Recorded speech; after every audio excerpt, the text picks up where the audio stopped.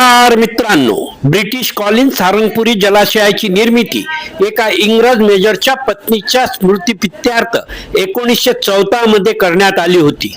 त्या काळी शहराची लोकसंख्या 11,000 होती.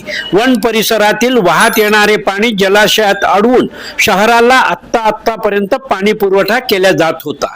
विहिरीमध्ये 5 पातळीवर पाईपलाईनची जोडणी केली होती. पाण्याची पातळी खाली गेली की खालचे पेज उघडल्या जायचे. हे पाणी शहरात सायफन पद्धतीने ग्रॅव्हिटीच्या जोरावर सोडल्या जात होते. या ठिकाणी पहिला वॉल होता, तर पुढे जाऊन या ठिकाणी 2 वॉल होते. पाणी वाहून नेण्याकरता बीडची मजबूत पाईपलाईन सुमारे 1.5 किलोमीटर टाकली होती. याशिवाय ठिकठिकाणी बसविलेले वॉल तांब्या, पितळ व कांस्याचे होते. ही पाईपलाईन आत्तापर्यंत साबूत होती. वाढीव पाणी पुरवठा योजनेच्या माध्यमातून या पाईपलाईनला समांतर नवीन पाईपलाईन टाकण्यात आली. परिणामी इंग्रजकालीन पाईपलाईन बंदच पडली होती. यावर काही कॉन्ट्रॅक्टदार, राजकीय समाजकंटकाची नजर पडली. जीवन प्राधिकरणाच्या अधिकाऱ्याच्या सोबत साठगाठ बांधून परस्पर पाईपलाईन काढून नेण्याचा प्रयत्न 2 वर्षापूर्वी सुद्धा झाला होता. मात्र याची तक्रार झाली. तेजोवलय मधून बातम्या प्रसिद्ध झाल्या आणि त्यावेळच्या कंत्राटाला कुलूप लागले. मात्र राजकीय समाजकंटकाच्या मनात कोट्यावधी रुपयाचे पाईप घशात टाकण्याची खतखत सुरूच होती आणि त्यांनी डाव साधला. 3 जूनच्या रात्री जेसीबीच्या साह्याने पाईपलाईन व वॉल काढून तंपास केले. ही घटना परनकर कॉलेजमधील CCTV मध्ये कैद झाली. जेसीबीने आणलेले पाईप लगतच्या एका शेतात उभ्या केलेल्या ट्रकमध्ये भरून लंपास केले. राष्ट्रवादी काँग्रेस अजितदादा गटाचे दिलीप पोटफोडे यांनी याचे फुटेज मुख्याधिकारी डॉक्टर किरण सुकलवाडकर यांच्याकडे सोपवून चोरट्यांना जेरेबंद करण्याची मागणी केली. तत्पूर्वी शिवसेनेचे नगरसेवक तथा तालुका प्रमुख गुड्डू गावंडे व शिवसैनिकांनी प्रथम तक्रार केली. तर विरोधी पक्षनेते पंकज वाघमारे यांच्या नेतृत्वात नगरसेवकांनी उपमुख्य अधिकारी अंकुश भोगरे यांच्याकडे तक्रार दाखल केली आहे. यावेळी विरोधी पक्षनेते व नगरसेवकांनी निषेध केला.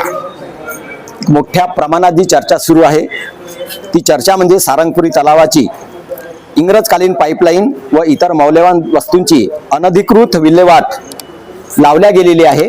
आणि ही अनधिकृत विल्हेवाट लावताना नगरपालिका प्रशासन झोपलेलं होतं असं आम्हाला वाटते आहे. मी विरोधी पक्षनेता या नात्याने आपणास सांगू इच्छितो की खरोखर शहरामध्ये जे काही अनधिकृत जे काम सुरू आहेत, ज्या गोष्टी घडत आहेत, त्याकडे कुठल्याही प्रकारचं लक्ष या ठिकाणी आम्हाला दिसून येत नाही.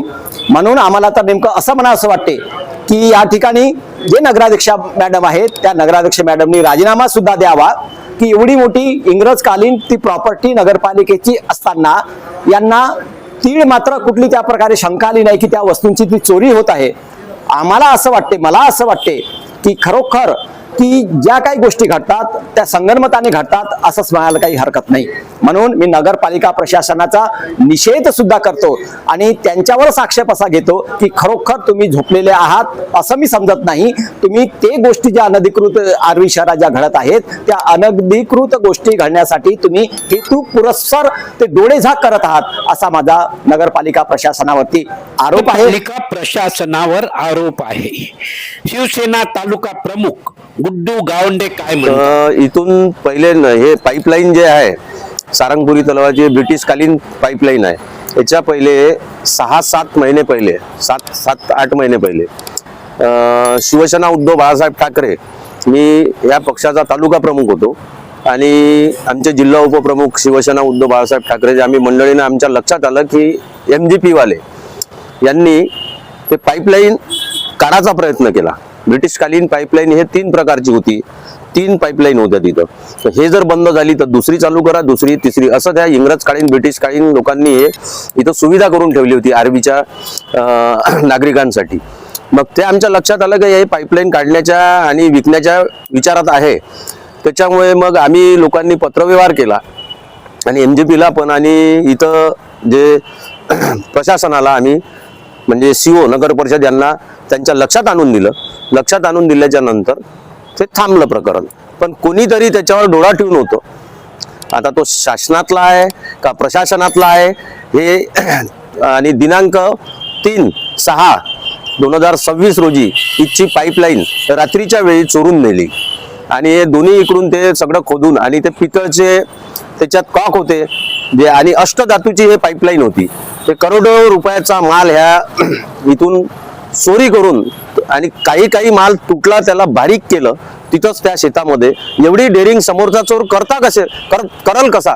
म्हणजेच कोणा ना कोणाचा याच्यात प्रशासनाचा शासनाचा हे सगळं मिळून संगनमत असं दिसून येते आणि याची सखोल चौकशी करून ज्यानं हे कृत्य जर केलं त्यांना दंडात्मक कारवाई आणि त्यांना हातकड्या लागल्या पाहिजे.